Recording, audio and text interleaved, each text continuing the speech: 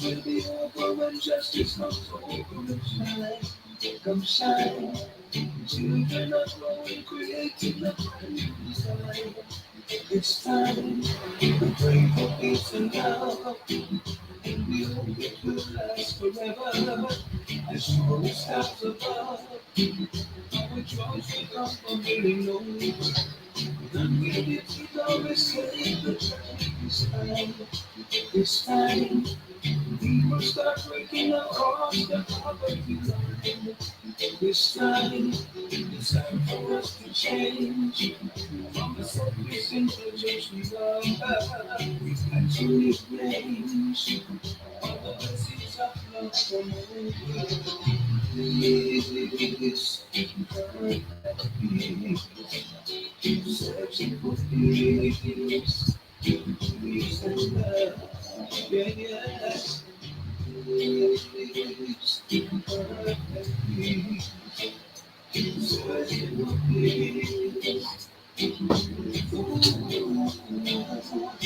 Good evening. Good evening, fellow Liberians.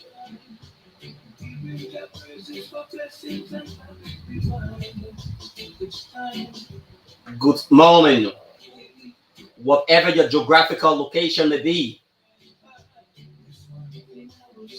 Welcome again to the program Focal Point on Focal Online TV. Let's keep sharing the live video.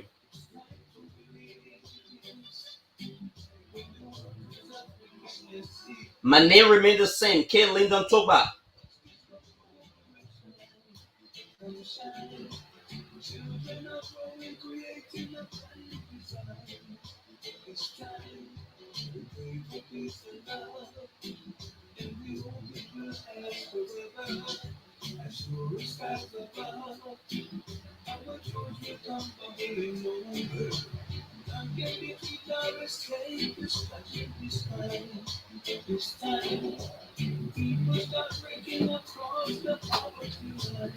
Peace is all we need in Liberia.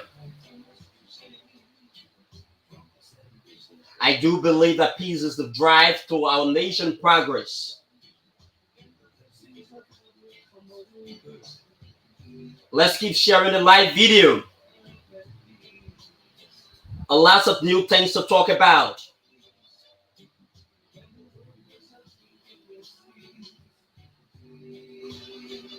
The administrations of President Joseph Joman Boakai is actually progressing. You and I know that there has been a lot of appointments. Some of those appointments are subject to Senate confirmation.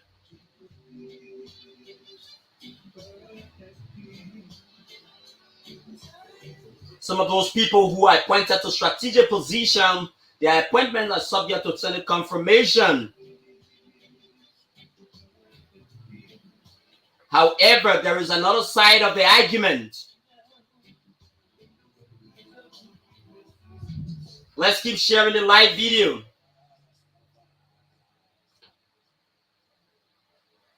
Okay, let's play our theme song. Let's get our theme song on board. Let's get our advert on board. Let's get our advert on board. Let's get our advert on board.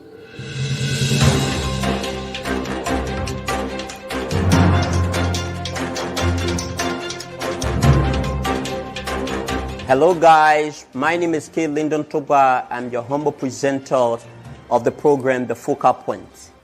As the demand for critical analysis and reliable information continues to be the appetite of the Liberian population, it is incumbent upon media practitioners to always be objective, independent, and fact-based in their reportorial duties. The clarion call for credible, reliable, and issue-based presentation must be considered at all times.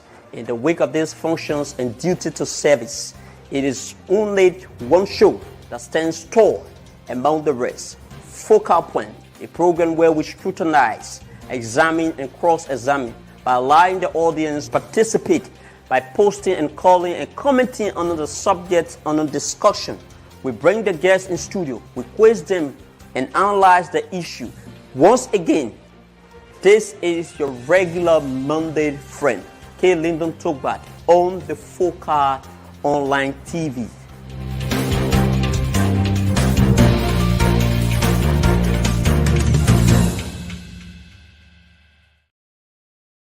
Welcome back again to the program FOCA went on FOCA Online TV. The most important information in our country now has to do with the State of the Nation address by President Joseph Nyesom Boakai. And it is actually one of the most important movements Liberians from all walks of life have been mostly particular about. So we will not dive into it right now because there are other key issues that need to be discussed. We are hoping to have our guests in studio, Erickson Kiamu, at which time we'll be specifically looking at the President's State of the Nation's address. There is another argument about the President's State of the Nation's address. Even prior to the conclusion of the President's State of the Nation's address, there has also been another argument. So there will always be arguments yet and from the other angle. So let us try to dive into the first argument of the President's State of the Nation's address. You know, relative to what we experience, relative to what the dignitaries experienced during the day in which President-elect Joseph Boakai was sworn in as President of the Republic of Liberia, there were a lot of missteps. There was set a particular issue what some people consider to be a national tragedy, a national disgrace, because those are the terminations, those are the way people classify it to be, owing to the fact that the very day the president was sworn in as the 26th president of the Republic of Liberia, after he took oath to govern the land, to defend the constitutions, to protect the interests of our country, Liberia. And the president was actually given his speech, which everyone was listening very, very attentively to. And he went into the speech at the intriguing part of the speech where the president was basically providing all of the autobiographical accounts about his life. That was when he nearly collapsed to the ground. And since that particular audio, there has been a lot of mixed views among the public, especially from those people who are from the outgoing cycle of the former ruling party cycle, and some Liberians, even within the cycle of the Unity Party, have since been frowning on that particular issue. They said, they spoke about the event planners not being on top of their duties as they should have.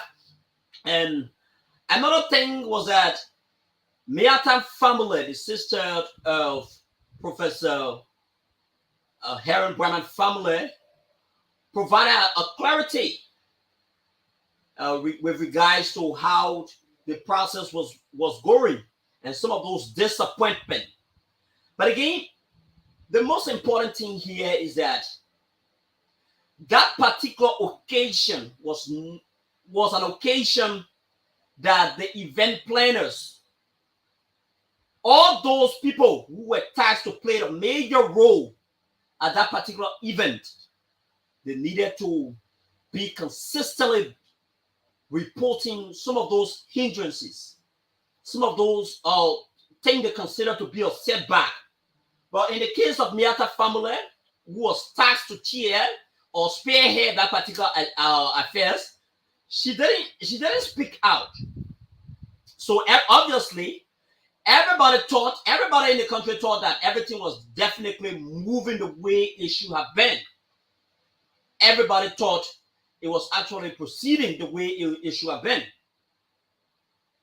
After what some people consider to be a national disgrace, that was when she started coming out and saying she was not given the chance. In fact, the then Minister of Foreign Affairs, D. Mazwe Kimia, and should be blamed X, Y, and Z. You understand? But at least that was a complete embarrassment for our country, Liberia. You understand?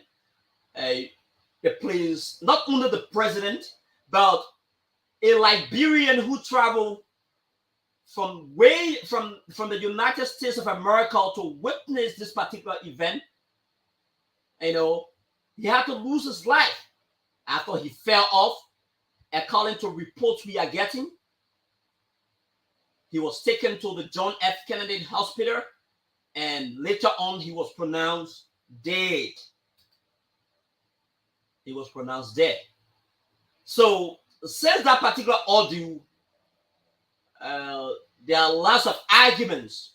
Some people started talking about referencing the health status of the president of the Republic of Liberia, Joseph Yoman Boakai. Some people started referencing the issues about the president's health. And even before that, during the course of the campaign, the president's health issue has been one of the key issues. For each time the president makes a trip out of Liberia, people will definitely explore that particular chance to say that the president's actual or the Boakai at the time went purposely to seek some medical treatment. So what went wrong? It appears like it was actually granting prudence to those people who have always been criticizing or who have always been critical about the president's health. You understand? So people, Liberians, those from the opposition angle, a lot of people, including me, I was waiting to see how the event planners again was going to strategize a way that we do not experience the reoccurrence of what we saw, what we witnessed on January 22nd, 2024. So we all know that there have been lots of new things happening in our country. The president was sworn in as the 26th president of the Republic of Liberia, and since then he has been making a lot of new appointments, and there have been some red flag. There is another side of the argument which we will talk about later, and basically we will dive strictly into the president's sonant. It was actually a brief one. I think the sonant is something that can be easily memorized. It can be easily memorized owing to the fact that it is not very elaborate. I think he was the speech writers. You understand, from the past incident, many people criticized the speech writer. They said that the speech writers were actually not effective in doing their job.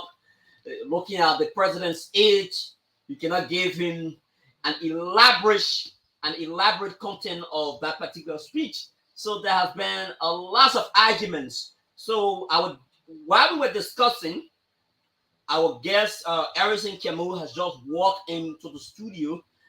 For me, I do consider him to be a mentor, and he's somebody with a diverse background. He's a teacher. He said once a teacher, always a teacher. So we would take a short break, and after then we will have our guests, and strictly we are going to dive into the issues of of national importance. So stay with us as we entertain a short break, a short musical break. MC Caro, MC Caro, MC Caro. Caro, MC Caro. Caro. Smack MC Caro. I know about it, don't ask me. I want now or there, don't ask me. And I know say it, don't ask me. And I yeah it's set, don't ask me. And I know about it, don't ask me. I want now or there, don't ask me. And I know say it, don't ask me. And I yeah it's set.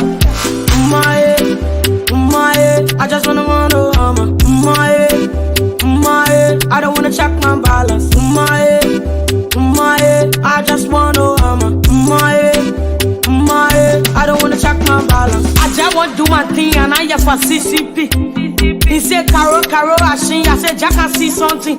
What they now investing me? The Brabila wait for me. I only get 15 minutes. Let me play till the fire finish. Oh my God, I got big ball, I got good ball. Look at money not there, but I get love. Why you want? All the other niggas so back. Billy pump. I don't wanna hear no trash. Billy pump. Catch him, boy. See yourself. Catch him, boy. See yourself. Big up, Rustin in La Bira. In La Bira. Rustin in La Bira.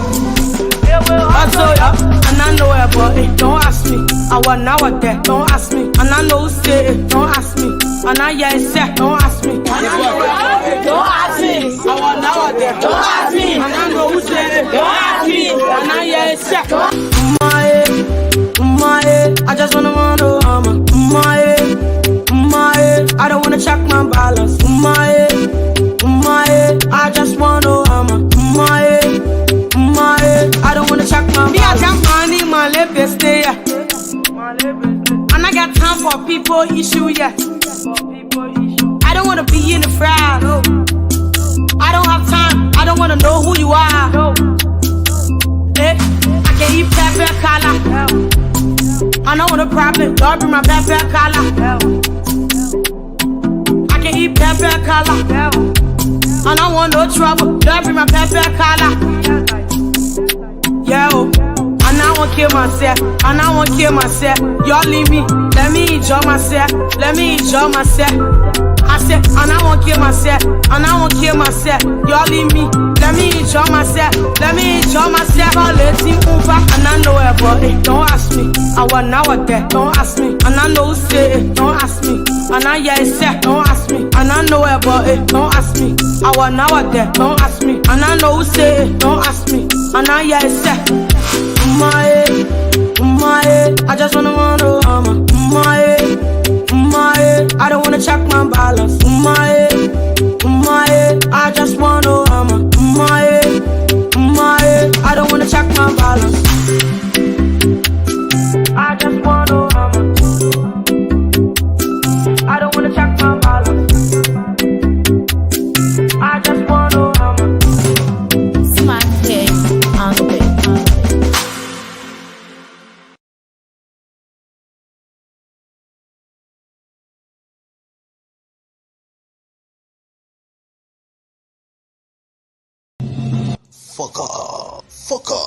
Fuck out TV.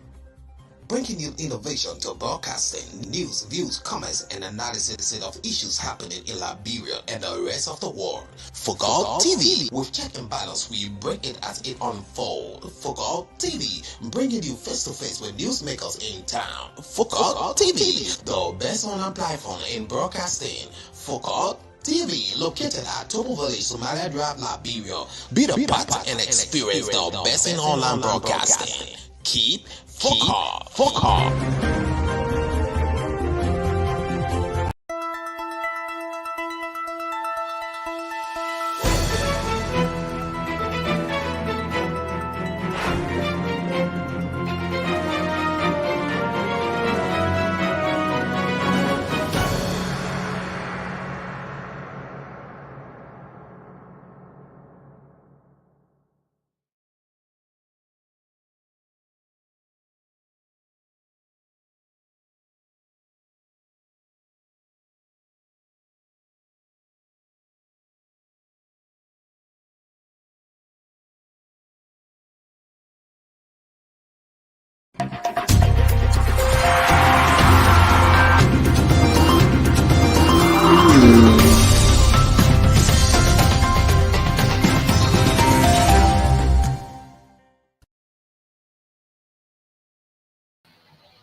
So, okay, folks, we have our guest in studio.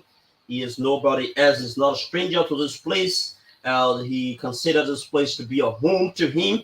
So we have with us in studio an educationalist, a mentor, and uh, one of us in our studio, further seated so that we can dive strictly into the issues. So, everything I want to say, welcome again to this particular program, Focal Point, and especially Happy New Year to you. This could be your first appearance since we transition into the year 2024. How is the year 2024 going along with you? I see you putting some bodily weight, and it appears that the year 2024 is very resounding in your own language. Well, thank you, Lana, for the welcome.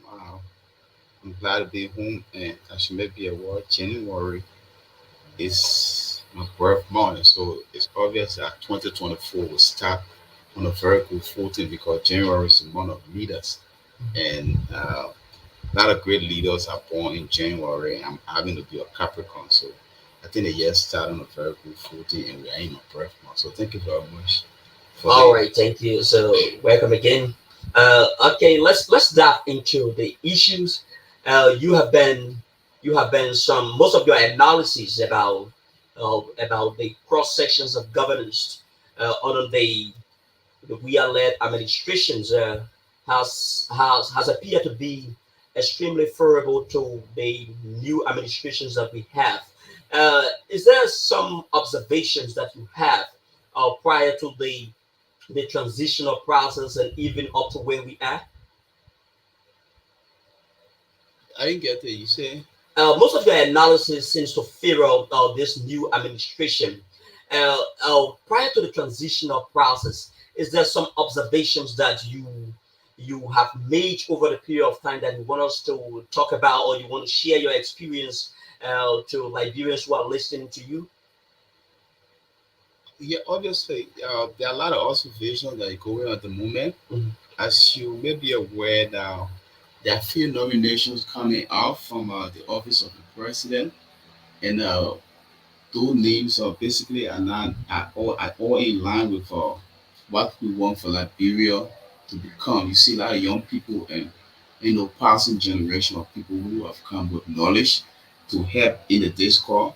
And so I think it's promising for us. My expectation was that we as an emerging government will bring up and will appoint people who are qualified and ready to work, as is in the words of the president. And that expectation has not failed to any extent, except for some group of random guys who are in the cyberspace in the name of vetting, and the candidate when they are not close with authority to vet. Don't get me wrong, it's not a bad thing, to do background check on people who are going to come to the public lands. But the manner and the processes leading to doing that, their own approach, I think, is wrong. And I think the brothers need to reconsolidate, put themselves together, and think about the more profound way that they can carry on their vetting. I'm talking about the Martin Court. Is it that what you fear that the current footing could undermine the progress? I'm talking about the No, holistic process it's of the new not a administration. matter of fear, but the processes to which they are carrying on their investigation and whatever means they are using, I think is wrong. Because the thing is that the office of the president is a professional group of people who are working, and when one is asked to submit a resume or basically they are being nominated, that office, there's no way that office turn over, you know, documents over to a group of people, are random guys in the cyberspace or somewhere sitting. My thing is, if I am Erison Camus is being announced by the office of the president to be in whatever position it is, whatever document that I present to the Liberian Senate is on the basis of that document that you judge me. You cannot go into cyberspace and getting information from every social media outlets or some professional network or page or so to gather and use it as a prima facie against me. That is not correct. Mhm. No academic institution will turn over my academic record or my All right. So they gathering their information. I'm like, what you doing back, you know, if XYZ appointee were to present a particular resume to the Liberian Senate that is responsible for scrutinizing candidates, I mean, or appointees, it's fair enough to go through that particular resume and investigate the resume, but not to go to social media page and getting people information and coming and equally saying this person is satisfied for nomination, this person is not satisfied. Who clothed you with that authority to do so? Let's talk about the January 22nd event. This particular issue brought a lot of the people's foreign diplomats to our country. And there has been, since that particular incident, relative to what transpired, affecting two Liberians, most importantly, the president of the Republic of Liberia. Some people have since been criticizing the event planners. You as a Liberian, you observe the process. What is your own observations pertaining to that particular event that was held on January 22nd? We need to call spade a spade. It's obvious that we all witnessed what happened at the Capitol building on the day of the inauguration. The event was totally, it went wrong. It was mismanaged. It was never planned in a proper way. You saw when there was a roll call of guests, ministers in government were being asked to leave their seats. Officials, there were people were doing seat turning over. We saw people who were of age reading print in other part of the world, even in Liberia, it happened before, where uh, you see one smart high school kid will come out and display some level of intelligence here. And more to that, we have international guests, the organization, people being stockpiled on the stage, protocol officers standing in front of people who are viewers in the TV, in the media landscape. And everything was just upside down, not very plain, no water for the guests to drink. People were floating in, other people in the name of partisan got hold of invitation and the stop at the area. It was a serious embarrassment for the entire occasion. More to that, clouded with the heat exhaustion that storm and spoiled the entire process. So if there were proper planning and organization, management were carried on properly, and there was space and breeze were coming in, we couldn't have experienced what we experienced on that day. So they were disposed zero. That particular poor management exhibited by the event planners doesn't anyhow send a very bad message to our international people, taking into considerations the number of dignitaries that pull in to come and actually get a glance at that particular historical moment. It does. It does. Because the whole issue about planning inauguration and having events where you invite international guests to come and witness and form part of, it's all about diplomacy and how the international relations work. And for the most part, I think it was important that they get people who have knowledge of protocol, international relations. But so to speak, I listened to Christina Wagner, who happened to be the Record Association president of the Foreign Ministry of Foreign Affairs. They said they were left other do things. And so I think the organizer had no prior understanding of what they were doing, which is wrong. Moving forward, I think we have learned from our mistake. We saw that in today's Sonia, where we were with our extra air conditions, where installed at the Capitol building. You saw other people from the other side of the barricade posting emergency response, ambulance, and paramedic equipments in the hallway, where they felt that things were going to happen the wrong way and all of that. So you see, people learn from their mistakes. So I think moving forward, it's important that we don't make that kind of mistake anymore. It was totally miscalculated. Miscalculated. Over the last few days, even before, while Liberians were actually talking about that particular ordeal, we witnessed the appointments of some ministers in government. Was it intended to further neutralize the growing tensions or the growing arguments relative to what that ordeal that took place? Was it a political strategy intended to neutralize the arguments on grind at the time? No, it's not a strategy. Mm-hmm. The basis of the appointment is in line with just the constitution. Mm-hmm.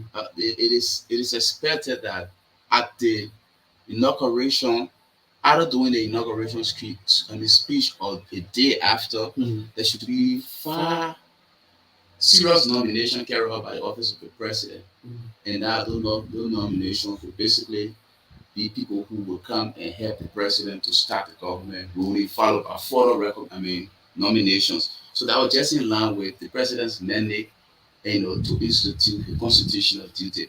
That was nothing because the law says,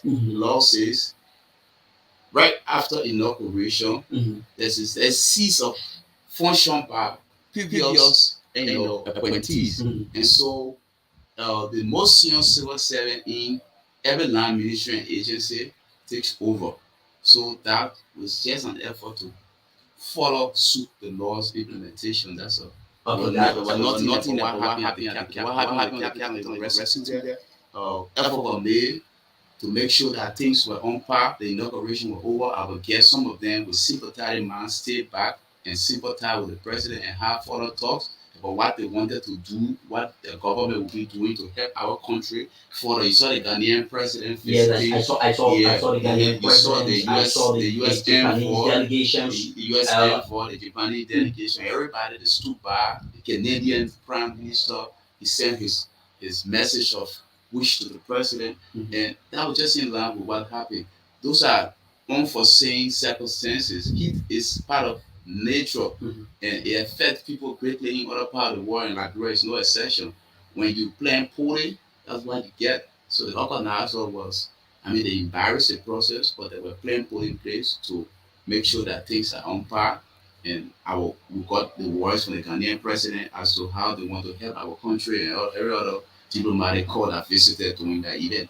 All right. Okay. So let's look at the number of dignitaries who got attracted at that historical event. A lot of people are saying that the kind of delegations are taken to the numbers of people who actually came to represent the interests of America. We were reliably informed that Lena Thomas Griffey, former ambassador, U.S. ambassador to Liberia, now representing the U.S. interests at the United Nations, was head of the delegation to Liberia. Liberians are saying that it could be an attractive thing for Liberia to the fact that that is a clear demonstration that America is actually ready for Liberia's progress. What do you make of the delegations to Liberia headed by Lena Thomas Griffey?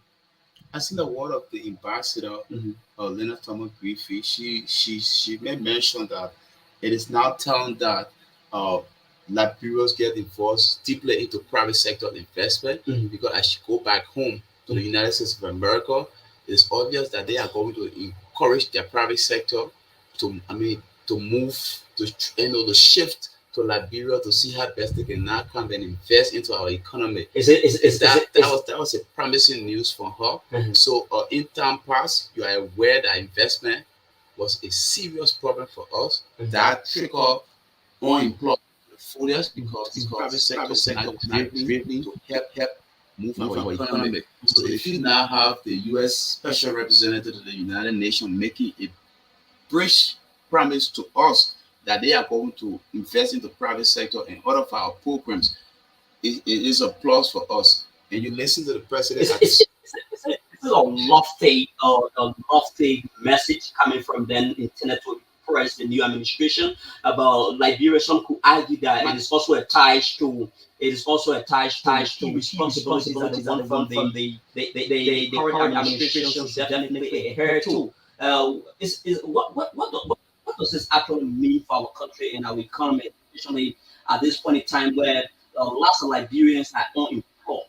It means a lot. It's just a reaffirming of our relationship, of the U.S. Liberia relationship. You may be aware that 6 years ago, the U.S. government and the Liberian government now have a serious bilateral relationship. Everything has been on a scaling tone. You saw where they restricted President George Okoye visa for more than 4 years, going to the General Assembly. He could not go elsewhere except going to the Assembly and making his speech and coming back to Liberia. There was never a point in the history of President Weah that he had to go to the White House to address the White House and give some of the daunting issues that we face country. So with the words of General Thomas Grafey, it reaffirmed the commitment of the U.S. commitment to Liberia. Back in the days, you could see on the U.S. website, the U.S. Embassy website, that Liberia is not a safe haven. It's not a place for people to come. But now the U.S. is saying they are going to attract private sector investment now and make sure that they put money in the Liberian economy and Liberia can become better. Whether it is in the case of what you ask, it is left with the government to make sure that those U.S. policy that vis-a-vis the Liberian thoughts and how they want for Liberia to be, once they march and they are in line with the formalities, they will have to accept and make sure that they receive support from international community. As you may be aware, 12 years down the line, our national budget was fully supported by donor funding, and the U.S. government played a key role in the workings. 6 years down the line, to before the 12 years, the Madam Sirleaf regime was the 12 year, the 6th year, we are 6 years, there was a lack in the support of donors.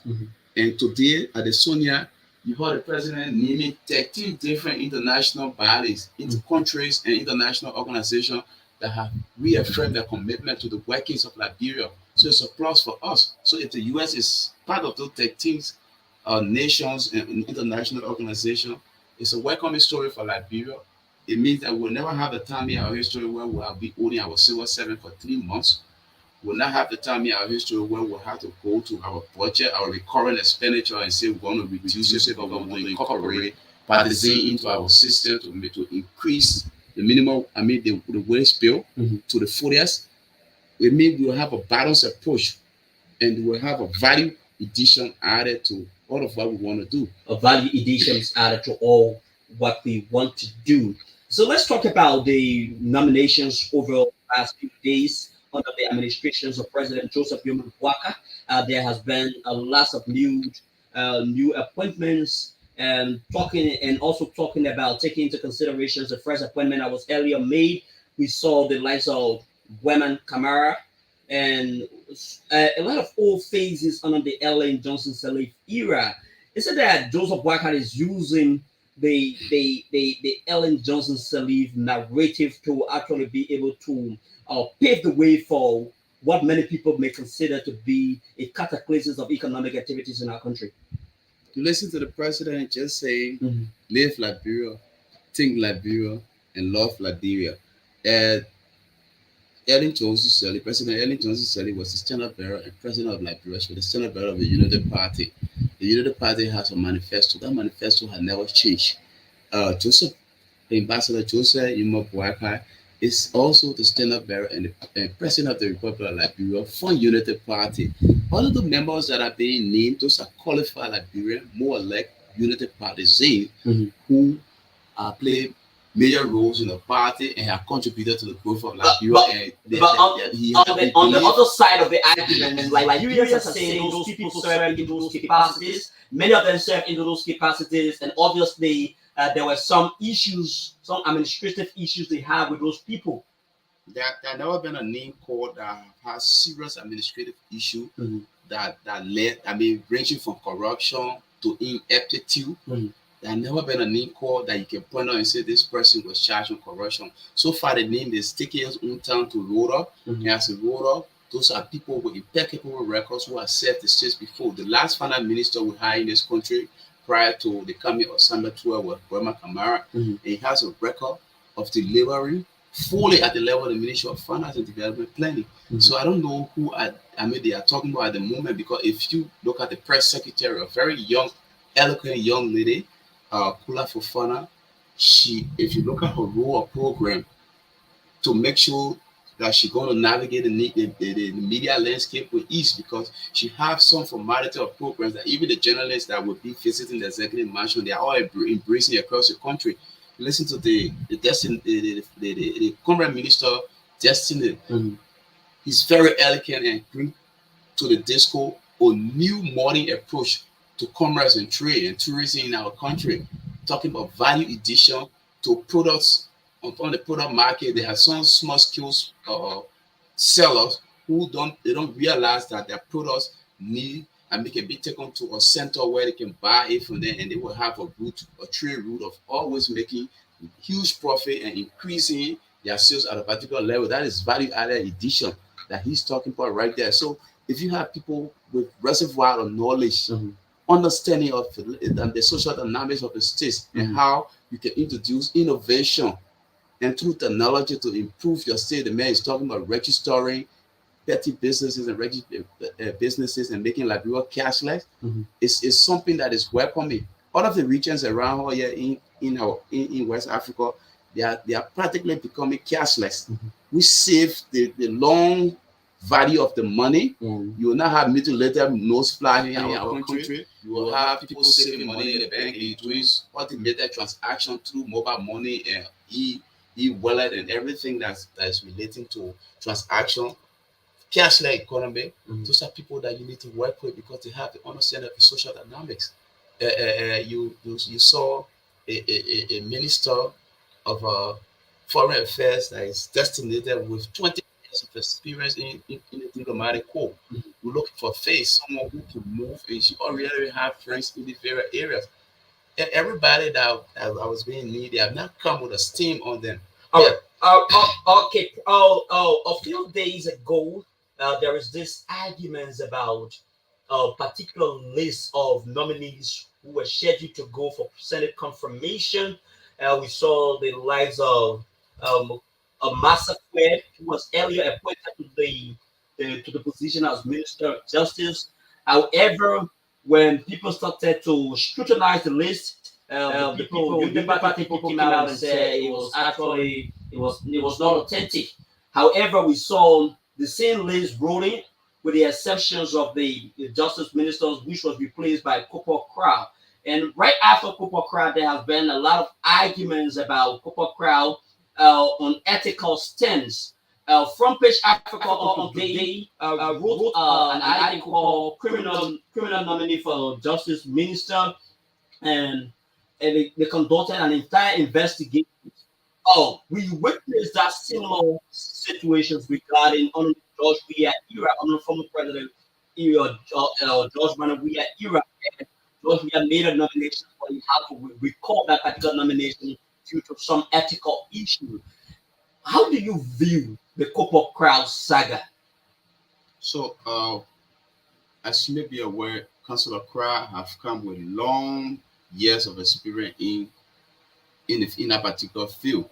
So for any reason that nominations are subject to Senate confirmation. Yeah, Senate confirmation. So for any reason, the public, because if you listen to the president, he's continuing to say it's that business as usual. So for any reason, people realize in their corner that this nominee A, E, C has a serious issue.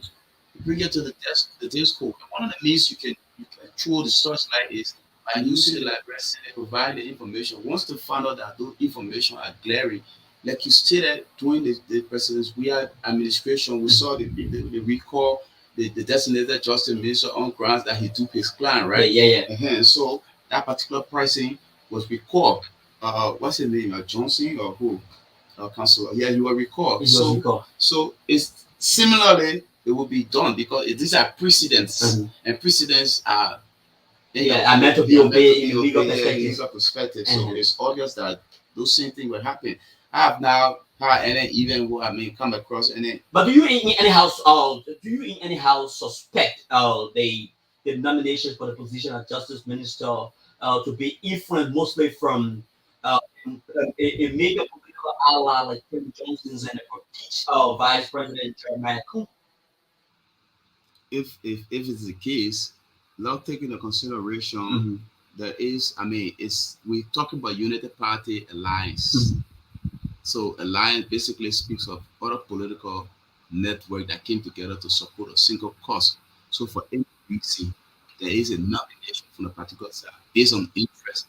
It should be welcome once there are consolidation and there are backing where people say, okay, that you can take this man because he's qualified. Once the person is qualified, and they are willing to serve their country. But I don't think it should be a problem. It stand as a protective shield toward protecting a particular person, or more like, you know, showing the such light for accountability and fairness to the process. what is the confidence ratio of should he pass through the Senate confirmation? What is the confidence ratios regarding his performance as Minister of Justice? Should he successfully pass the benchmark at the Senate? 100% confident. He's a lawyer. He comes with huge years of experience. He's going to be doing the people's work. You heard the president at the level of the Sonia. The president have come up clearly and said that the justice system is a mess.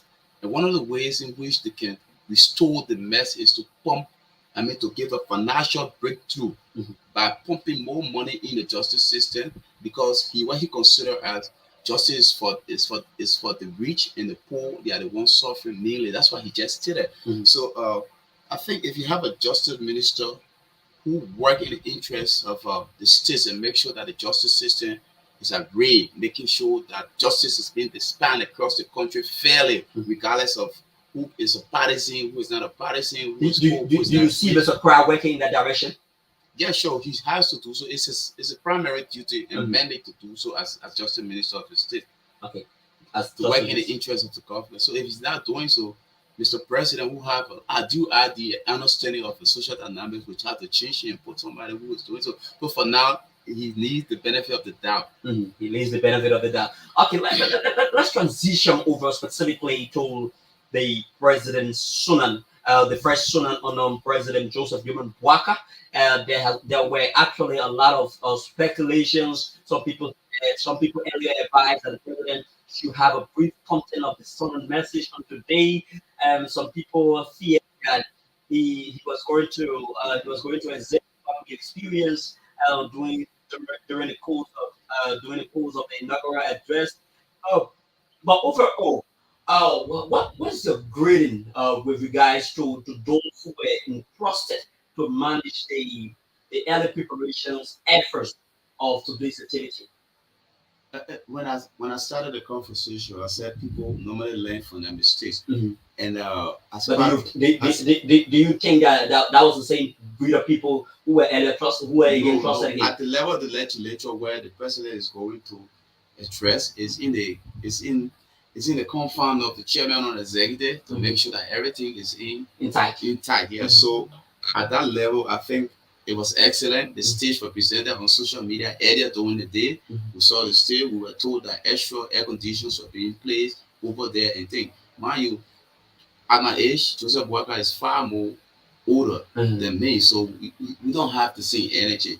But it doesn't mean that he doesn't have ideas to run the state. He does. So with the age, we're managing at the level of the state. At the age, and Joseph Boakai, for the most part, is the first citizen of our country.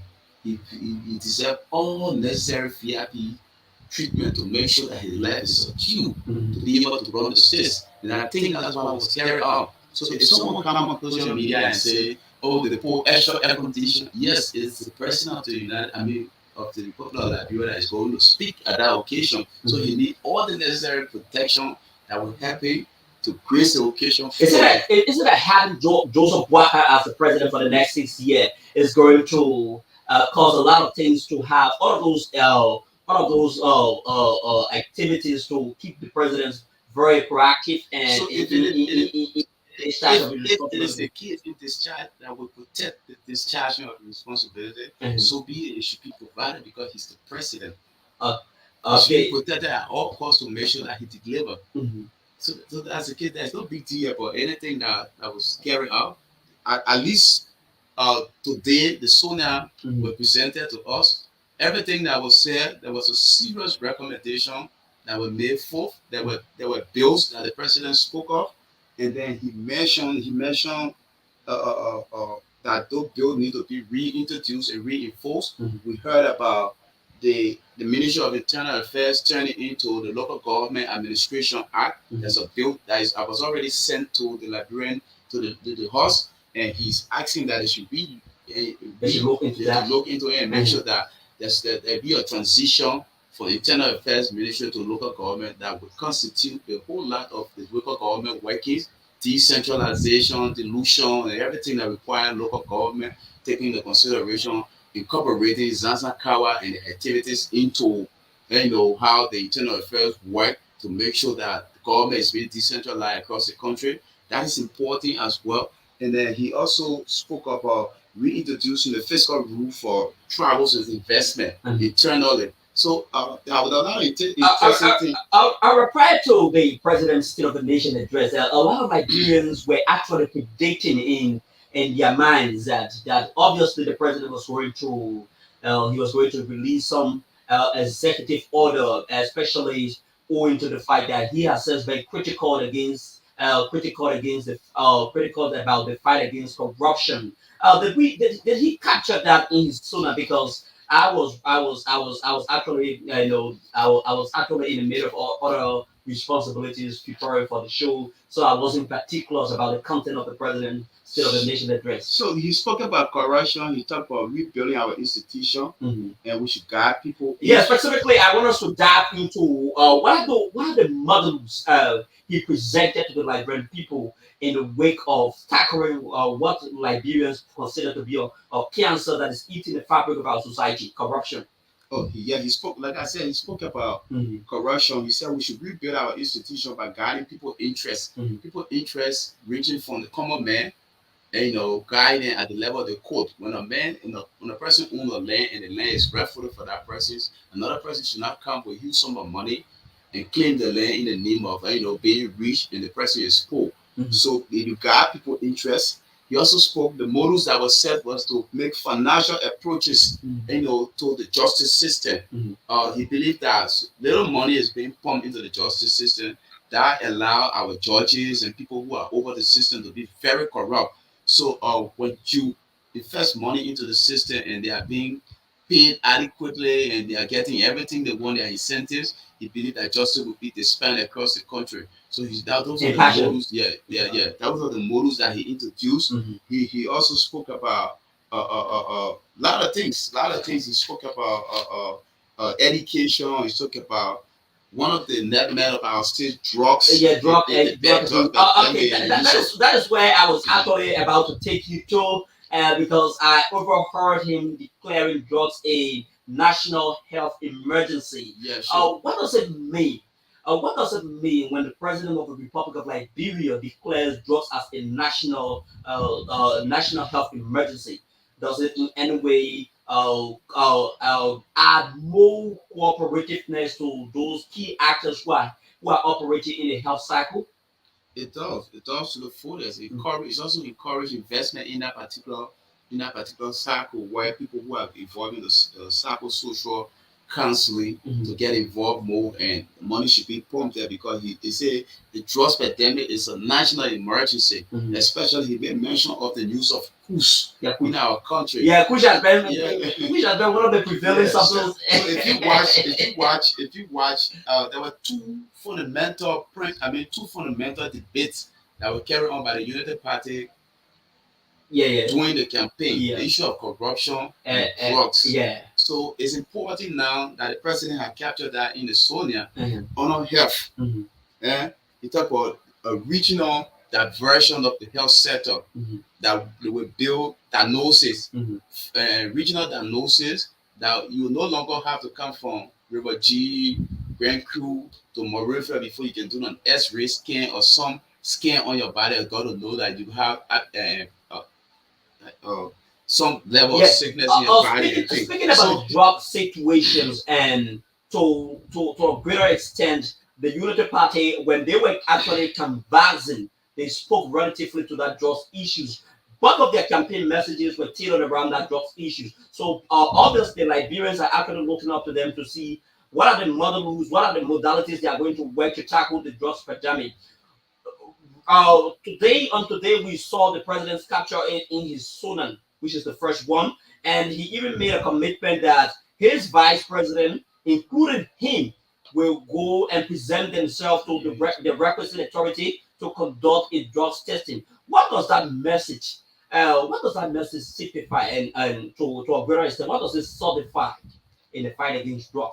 in our country. It's just a symbolic. Mhm. It's just a symbolic evidence of people who are public servant. Mhm. He's just trying to, in other words, say to us that when you are in public service, you should not be a friend of drugs activities around the spectrum, owing to the fact that you are there to save the lives of the people, provide healthy environment for people. So if you in public service, you should not be taking drugs, or you should not be encouraging people to take drugs or being involved into the trade of drugs. This is what he's just saying. It's obvious that the vice president, the president of the Republic of Liberia, they are far away from drug substance. But when they go to a testing center to make sure that they are being tested of being drugs free, it's symbolized that leaders should stay away from drugs. And then, but speaking about the cabinet, even though he is still in the process of forming his cabinet, the cabinet, I argue very strongly that the cabinet is not in full swing. But what message does it send, owing to the fact that the presidents and the presidents and the second citizen will definitely commit themselves to the requisite authority to have themselves tested? Does it in any house send any message to the cabinet too? Sure. The issue of forming the cabinet is not a one-day thing. Yeah, I understand it's a gradual process. Will continue to the fullest, and so if you are a cabinet member, it means that you should not be involved into the sales, the taking of drugs, and the distribution of drugs. It's just trying to send a clear message to us and those who are coming into government to serve. To not play around drugs. Drugs is a serious emergency for our states. That's all the president is saying. You see that the president has appointed one of the most robust public servants in our states over the Liberia Drugs Enforcement Agency, the AB. Yeah, we're definitely dive into that. I was in conversation with him. He was in a gathering and he was talking. If you listen to the young man, the approach to the issue of drugs is highly sporadic in the sense that he's going to introduce technology and innovation to make sure that he track drugs in our country. And one of the ways he want to do that is internally in the LDA. He's going to make sure that he built an intelligence system to make sure that even when you work, because part of the things that have affected our society greatly is it starts from the very people who are chasing the drugs out of our states, the recycling of the drugs. When you go and arrest drugs, you bring it. So there will be an internal intelligence unit set up in the DEA. The introduction of the use of drone to visit, to serve as intelligence, on site, sites and everything. So you have almost like you beat up the security, of course. So there's a whole group, plan that have been set up at the DEA now through their newly appointed director to make sure that drugs is being fight to the full. It is a serious nightmare in our state. Yes. Speaking about the appointment of AB Cromwell to definitely tackle and by fight, execute the arrest manifestos, because I think the drugs issues is also embedded as a subcomponent on the manifestos arrest. Looking at the aggressive stand when AB Cromwell served in the police for under Ellen Johnson Sirleaf area, what do you think? Is it going to have a better impact on our people? Looking at a particular fabric of our society is actually going towards the drug pandemic, with AB Cromwell as the drug head at the LDA head, at the head of the LDA. What message and what impression does it bring to our society? His name is proportional to the harm of drugs in our country. If you hear the name AB Cromwell, it brings some sense of fear in the minds of criminals. It brings some sense of fear in the minds of violators of the law. You saw him doing the regime of Ellen Sirleaf, and how aggressive he was in fighting crime in our country. There were few that frown on him because people like to be free. But if you are a statesman that is very forceful in making sure you implement the law to the fullest, you are a patriotic citizen, and your working should be welcoming. So AB Cromwell brings a vast experience of serious operation in the front of drugs in our country. Let's look at the LDA. There was this report that 75% of the people who work at the LDA are volunteers. With the move of AB Kroman to that particular environment, what is it going to do? What are some of those recommendations you think AB Kroman will definitely be preferring to the Workers administrations? In that very gathering I spoke of, Mhm. AB had told the people in that gathering that the human resource management aspect of the DEA need to be looked at very carefully. Mhm. If you have a guy that is volunteering to provide service Mhm. for the hunt of drug, it's a serious, impediment to your operations because he's not being paid. He has a family at home, Mhm. and drugs is very tempting. That is an area where there's a huge flow of cash. Mhm. So, and the reselling of drugs constitute huge gathering huge sum of money as well. So Mhm. every DEA agent across the country will be paid. There will be a registered database. Your name will be placed there with a batch number. You have a batch number. Agent XYZ will have batch number 0892 or 0374, for example, Mhm. and you will be captured in the database, just as Colonel Greg P. Coleman did when he was director by establishing the investigation unit. Mhm. So there will be an investigation unit. There will be internal intelligence unit, investigation unit with the issue of refarming the human resource capacity. What does that institutional formation should it be executed at the Liberia Drugs Enforcement? What does it seek to bring? What does it seek to uncover at the Liberia Drugs Enforcement? Professionalism, and uniqueness, a reduction in the hunt of drugs. Reduction in the flow of drugs, traffic of drugs in our country. Mhm. So that's what they will be bringing to the table, because it's important.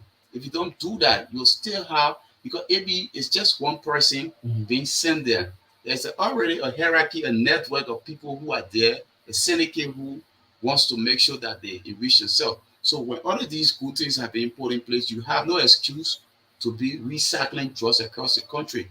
An attempt to do that, like in the words of the president, a simple corruption case will be a forceful one Mhm. for the entire Liberian people to witness. If you steal, they will deal with you according to the law. All right. Prior to the inauguration ceremony, in many of the meetings Joseph Boakai, President-elect Joseph Boakai had at the time with many of his party officials, he was so particular about the inclusiveness of all of the 73 electoral districts in the country to participate in the inaugural celebrations. We heard about 365,000 that was distributed, and each district by the mathematics, each district supposed to obtain 5,000 each. A few days after the inauguration celebration was held on the 22nd of January 2024, we saw a lot of reports, controversial reports, where the party chairperson's name was being involved into that particular saga. It was being speculated that he provided the mandate for the 1,000 deduction. Many people are viewing this as a litmus test to evaluate President Joseph Boakai stand against the fight of corruption. You, as a Liberian citizen, what do you make of this particular saga? I think when things happen across the landscape, Mhm. it's important that we take our time and evaluate, investigate Mhm. to see what are the findings, what went wrong.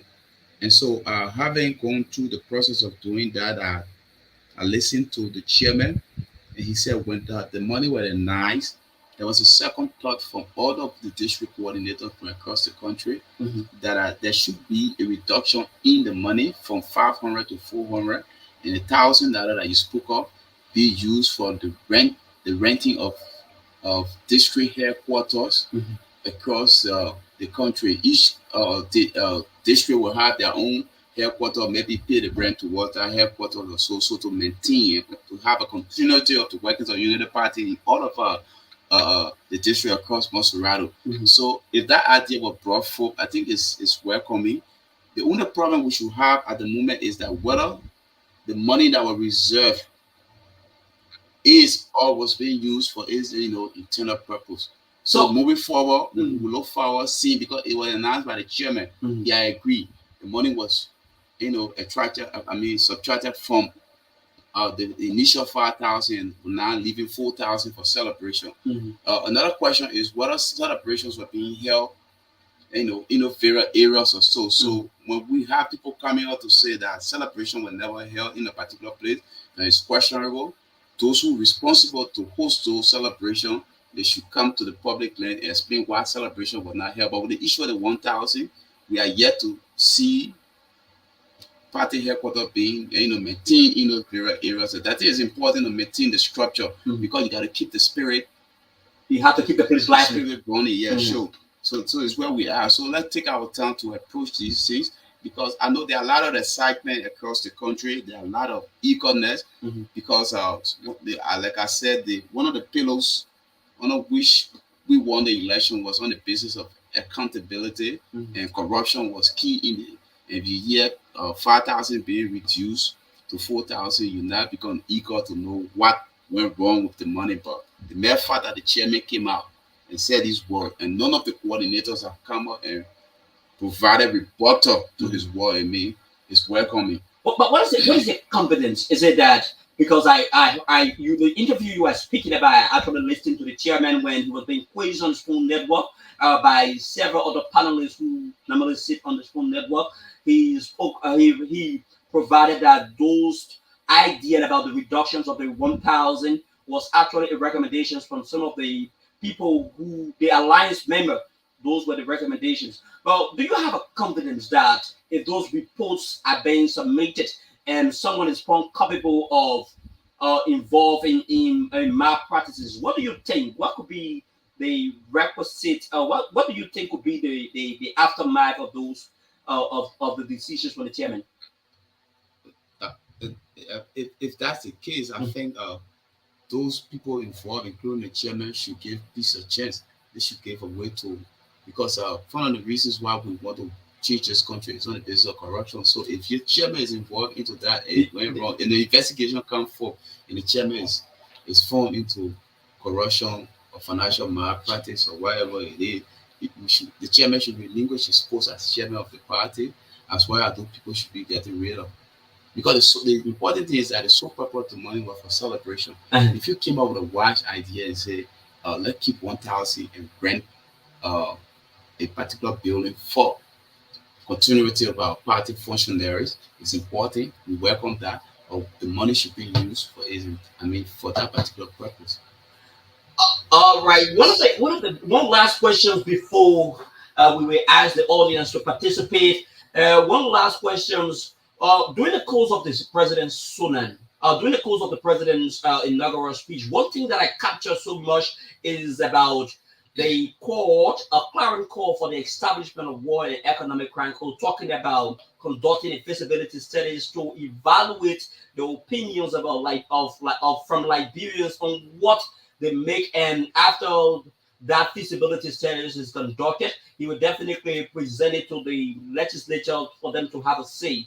What does it mean for Joseph Boakai to engage into such a footing where it not hurt his political ally, Brent Johnson, and who people look up to be one of the major actors in the 14 years of civil war we experienced in our country, Liberia? We said, love Liberia, live Liberia, think Liberia. In everything we do, our country comes first. So for ever so long in this country, we have lived with our fear that our things will happen the wrong way, and it have got our country moving far behind. You heard about the H-Reg. I forward that document to you. The H-Reg document saying in order for the U.S. government and the Liberian government to have a smooth working relationship, there should be an establishment of an extraordinary tribunal and an economic crime court in our country. And that is the U.S. way of telling us that this is how we're going to work with you. So if you listen to the president's inauguration speech, the fact that he mentioned that. Isn't that Joseph Boakai included that into his inaugural speech to basically impress the U.S. delegations? If you talk about impression, it will give another picture. It's his mind. If you follow Ambassador Joseph Boakai as far back as 6, 7, 8 years ago, it always been his dream that people who committed heinous crime in our country should be brought to book, whether or not you support him. Joseph Boakai is from the old school of thought that speaks, fully about corruption, people who hate people doing wrong in society. So if Prince Johnson had committed any crime in this country, part of it the law, he should be brought to justice. If he's part of the people we are talking about, he should not be the reason why justice will not be dispensed across. Then, in the word of Joseph Boakai in today's inauguration, is not true. But I know Joseph Boakai to be a man that holds truth to his character. And so, because of that, I think it's important that we look at the establishment of the War Crime Court very seriously. People who commit crimes should not go free in this country. It has a way of, resonating bigger picture of crime in our country, in our states. Those things will always happen because John did it, and there was never a punishment, lavished on John or so. Yeah, you monitor the president's speech from the onset up to the conclusion of the president's speech. You as a fanatic of the party, what do you make? Because everyone is obviously looking up to President Joseph Gibbons Boakai to definitely give a definite positions about the aggressive nations on how he intend to proceed with one of the war that has been publicized throughout the speech process that has to do specifically with the issues about audit. Did Joseph Boakai talk about anything regarding an auditing on how he is going to empower a particular entity to engage into an aggressive audit?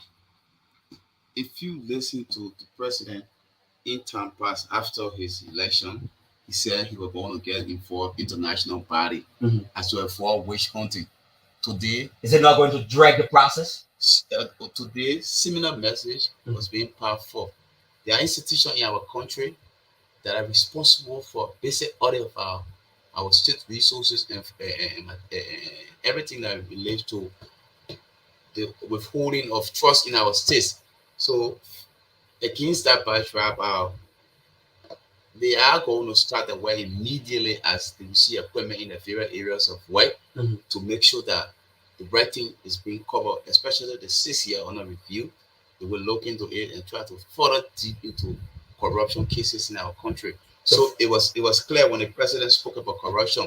The president started his speech by reaffirming his commitment to rule, sanitation, agriculture, rule of law, and tourism, which is major and which is contributing highly to other part of Africa with our natural landscape and landlords across the country. As you may be, Liberia constitutes 40% of the rainforest of West Africa. Yeah, West Africa. And what I mean is that when other nations around the world are making use of their forests in terms of tourism, their beach, their natural harbor, in terms of tourism, we have the level of attraction. We are not investing into it. The president is saying he wants to separate tourism from the Ministry of Information, Culture, and Tourism to make sure that tourism becomes autonomous on her own, very independent, part of the activities. Introducing tourism. It may sound a bit strange to many Liberians. The issues about capacity building to be very vital. How prepared is the government, the Joseph Boakai's administration, in terms of conducting programs that attempts to build the capacities of Liberians? Very scrim. The tourism sector of our country is vital with the combination of commerce. It's a bit strange because at the moment since we recovered from the 40 years of civil conflicts, we haven't seen any growing tourism sectors in our country. I partly agree with you, but to a larger extent, there are tourism activity going on across our country. You know about the resource center in I know about the resource center. You know about the Patawi waterfall. You know about the Sando National Park. It's not very functional. About the greater extent, it hasn't been fully.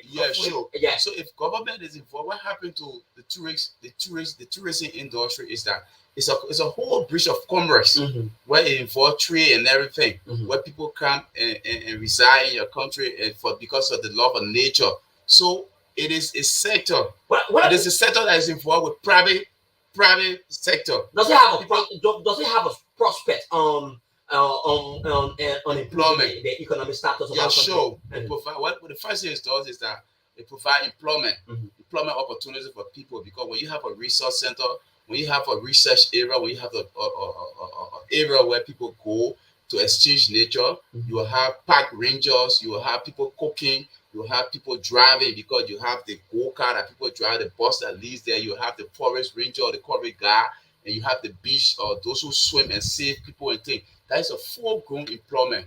Rather than a man staying to a window booth the whole day or playing Konami, you have him learning how to swim to go and save somebody who will be living in the lagoon or the swimming pool, or some of being trained how to fight wild animal and drive animal away from a European who will come to Liberia to tour the forest. So it's an employment opportunity. What happened is there's a huge level of forest. It also boils down to capacity building as well. So people will be trained. People will be trained in that level. In that level rather, and then there'll be foreign exchange, because the people who are coming, the tourists who are coming, they are bringing their currency, and then there will be flow of cash, capital in your country. US dollar will pull in, Europe will pull in, and then the exchange rate will be at a vibrant level. All right, very high level of employment. I'm a bit concerned of improving the tourism sector. So one of the things that happen there is that when the tourists come to Liberia, they have been told of a particular tourist site, and they come to Liberia and see how beautiful that place is. They will always come. The next thing they want to do is business with that country. So there are a lot of things that are going to happen. I'm a bit concerned. There have been in the past administration, there has been these issues about security, unpreparedness, what some Liberians may consider it to be. You trying to adapt into the tourism sector. There are a lot of prospects for our economy. It could be an added advantage to our economy. We could definitely improve our economy to a greater extent. But I am a bit more concerned about the security. To what extent is our security prepared to basically provide securities and protections for foreign people who would definitely be trooping into Liberia to come and exploit our tourism sector? So today Sonia speaks to increment in our security and the ineffective level of security, and gave a serious recommendation to how that particular sector can be restored and to improve security in our country by increasing our manpower and reinforcing the security network across the country. The president spoke about that today briefly. And tourism work in line with forestry and the commerce ministry. If you go to the forestry institution, you will realize there are rangers, ranger guys, who people more or less supposed to be carry arms across the country because of their training that they went to at the level of the Liberia National Police Academy. They carry arms because to fight wild animals and to provide security. So the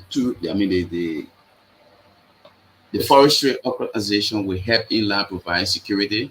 Our police, the numbers of the police will be increased across the country. The military as well will be increased at a full level. So it should not be a problem. It should not be a problem when attracting investment into the tourism sector. All right, so folks, there you have it. We have been talking with Harrison Camus. He's somebody who understands a lot of issues about governance and how he expressed optimism into the workers, Joseph Workers and Jeremiah Combs' leadership. He said there are a lot of new things that will definitely be happening. We make emphasis on today's summit that was being addressed by President Joseph Goodman Boakai. Today marks the first summit. There are more of summits, and there are lots of recommendations that President Joseph Goodman Boakai submitted to the Liberian people, and there are a lot of government programs that will be coming up to definitely support those recommendations. So if you want to participate on the program, you can call 0772 59 90 17. Those are the numbers you can call to be a part, or better still, you call 0886 708209. These are the numbers you can call to be part of the program. So we are here and we are just anticipating your participations on the program. So the issue of the state of the nation, the unemployment is a serious it's a serious thing that is affecting. Yeah, like I listened to a portion of the President's Sunan where he was speaking directly to that particular issues highlighting the welfare of our people. He spoke about is the only way you can track the performance of a particular government if the life of the people are being felt. You understand? So I was just hearing, but you can just proceed. Yeah, so unemployment is a serious factor that is harming the fabric of our states. If we not unemployment is a security issue by itself. Yeah, it's a security because risk. it's a serious security risk, and the president has vowed to tackle that to the fullest by encouraging private sector investment. And one of the means to do so is through the same tourism we are talking about, and to encourage foreign direct investment into our country, that people will come. He encouraged the diaspora community that contributed highly to the change in our country. He said it is now time that they should come now and invest in the country, because it's no more business as usual, where when you go to the investment commission to carry on a single investment, they will charge you, they'll charge you for kickback, and you will have to run away. So they say come and invest. So to help that, to create job, we encourage the diaspora community. I'm a voice as well, because people in the diaspora community over the years that have complained that there was a serious barricade that stopped them from making sure that they come back home and invest. He also encouraged the issue of dual citizenship, where people who went away because of opportunity and then they have acquired that, they acquire much for themselves, they want to come back and invest, they should be given that leverage to come home and invest, and also feel part of the system and become Liberian. He said he have a quest to expand the economy through technology, and then he want to train over 1,000 young people into technology.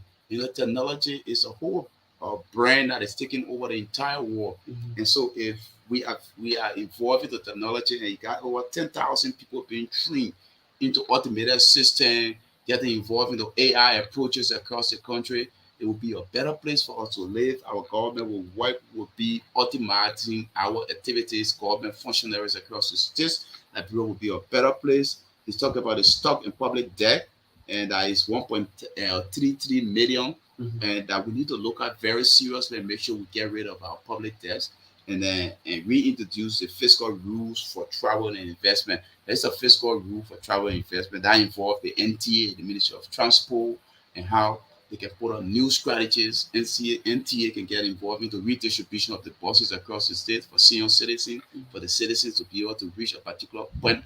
And then that has to do with working with our donors from across the country. Today, the president needs 13 different donors institutions that have promised that is willing to work with him. Yeah, really affirm a commitment to the working side of Liberia. He named the EU, the EIB, the World Bank, the UKD, the German government, the KFW, the GRZ, the our Arab partner too, the Saudi government, and like you saw that Saudi guy on the stage. You talk about Japan, you talk about Sweden, you talk about Norway, you talk about the US government, having the consultations of all of those diplomatic nations in one accord, affirming their support or their reaffirmations to this government. What does it tell? What does it signal to Liberian people?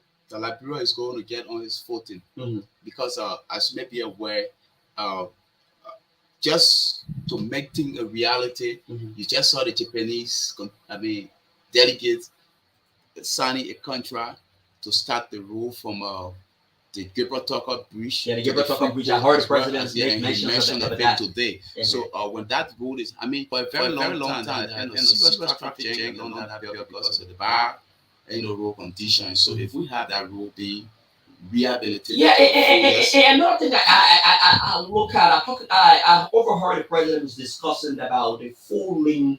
The Japanese government has made a commitment to make sure the full lane. I'm a bit concerned of all of the houses along that particular corridor. Don't you think that it will plunge the government into further expenses? So there's a banning zoning laws that says every adjacent property to a major road should be like 17 feet away from the road. So if you didn't follow that law, but over the period of time, most of the houses are that's a law. That's a law. So if you violated the law in the past because government were not ready to construct road to a particular place, you would be affected. If the government is aiming at you and you are not part of the law and the government need that space, you will be paid. Everything is part of Isn't that the government is going to hurt its own people? It's not hurting the people. It's in order for development to take a course. People must get right, but at the end of the day, generations to come will enjoy the full groom flesh of that development. One will argue very strongly that the people do not understand that particular interpretation.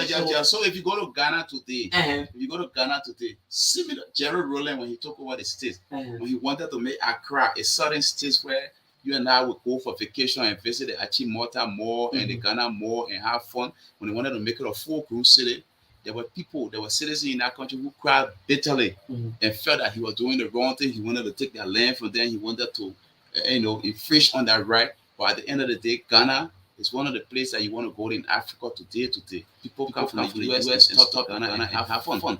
They get involved in the tourism and they get involved having fun and things. So Liberia must get on that path. The last time we were here, we were talking about building a new city.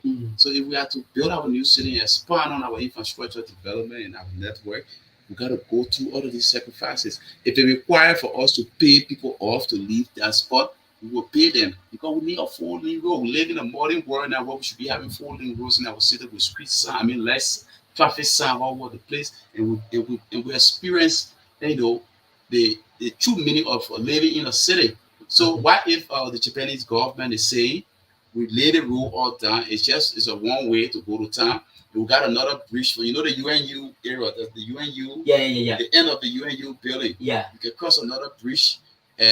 From there, he didn't say they will make the road full lane. They said they will make the Gibraltar Bridge. Yeah, the Gibraltar Bridge full lane. So it means that they are expanding on the bridge. But what if there's another plan to decongest the flow of traffic, and take the road from the UNU and cross it and build an overhead bridge as far as the people and put an interchange that will divert traffic and make traffic a very free flow? It will be welcoming. That is the kind of state that we yearn to see. Instead of our lawmakers making law for extra lanes, we are pushing for a 4-lane road now, and it's welcoming. We should be able to citizens along that place. It is possible on a administration. It is possible with immediate effect because we have the support of the Japanese government and our other international partners who are willing to help in this light. All right, so we have discussed a lot. We are President's time. At this point in time, when we would just go over to Eric Cameron, because if he sits here on this platform, there are a lot of new things you will learn.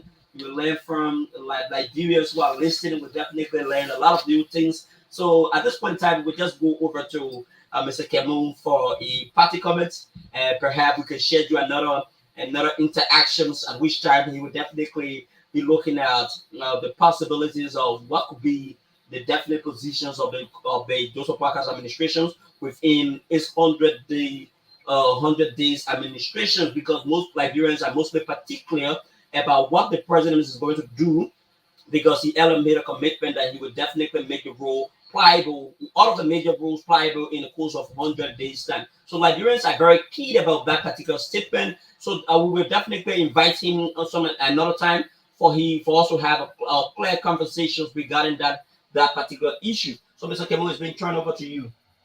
So thank you, Lando. Thank you for the invite as well. We always love to come to provide clarity to our people. We want to tell our listening audience to not be carried away by the political chicaneries that they are seeing on the various social media platforms. Those are people who are frustrated and had the chance to make sure that this country become a better place. They abused the opportunity. They had their shoulders in the air and felt that Liberia was never going to get back on its foot.